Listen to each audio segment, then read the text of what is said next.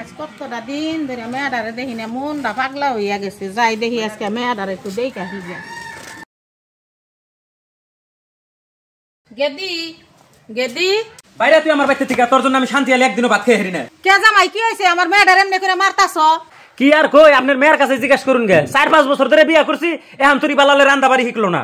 আর আপনার কই কি হবো? আপনি কইতে যে কোনোদিন শান্তি আলে খাই হারলাম না। একদিন নুন হয় না, একদিন মজ বেশি হয়, এমনি করে কোনদিন খান যা। আর আপনার মেয়ে তো কেমন করে যে রান্না হারবো উড়াঙ্গ জানা আছে, নগে করে নিয়ে যান রান্না বাড়ি শিকার পর আঙ্গ বাইতে দিয়ে যায়। এই যে তুমি আমারে কও কও গা, তাই আঙ্গ মার এম করে কও কে, আঙ্গ মার মনে আঘাত নাকবো না? নাগুক আঘাত নাকবার নিগাই কইছি। মা তুমি তোমার জামার কথা কিছু মনে করো না, যাই ঘরে নো র ঘরাই হাবি না, তোর মায় আইছে, তোর মায়ের নগে জাগা কাম শিকা তারপরে বাইতে আবি। ভাবি কি হইছে? ভাই যে তো হাল্লা করতাছে। আর কোয়েন না বুঝি, আজকাল তরকারিতে নুন বেশি হইছে, তাই মাছে মাই হাল্লা লাগিয়ে দিছে। তুই এখানে কার কাছে কি কস? ইয়ারা ভাই বোনেরা বেকে কি নো যাইগে। খারাপ মা ওই আনের কথা বেশি ভালো লাগলো না।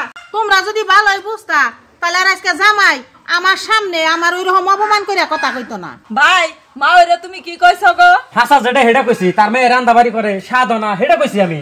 ভাই তরু তরকারি রানলে একটু কম বেশি হয়, তাতে হেডা নিয়ে তো চিল্লাচিল্লি করে নাকবো। তাই বুঝি আমারে কয় কই, তাই আঙ্গ মারে নিয়েও কর নাকবো।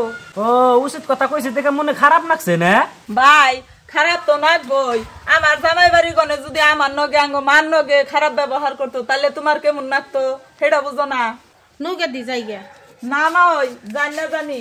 আর ভাই তোমার অন্য কও আমার ওরে খুব ভুল হয়ে গেছে গা। তাই আমি কি করুম? এখন আবার কও যে আমি কি করুম? মা ওর কাছে মাও হিসাবে ভুল স্বীকার করো। হ্যাঁ মা, আমার এখানে কথা কওয়া ভুল হয়ে গেছে গা, কিছু মনে করেন না হেন করে।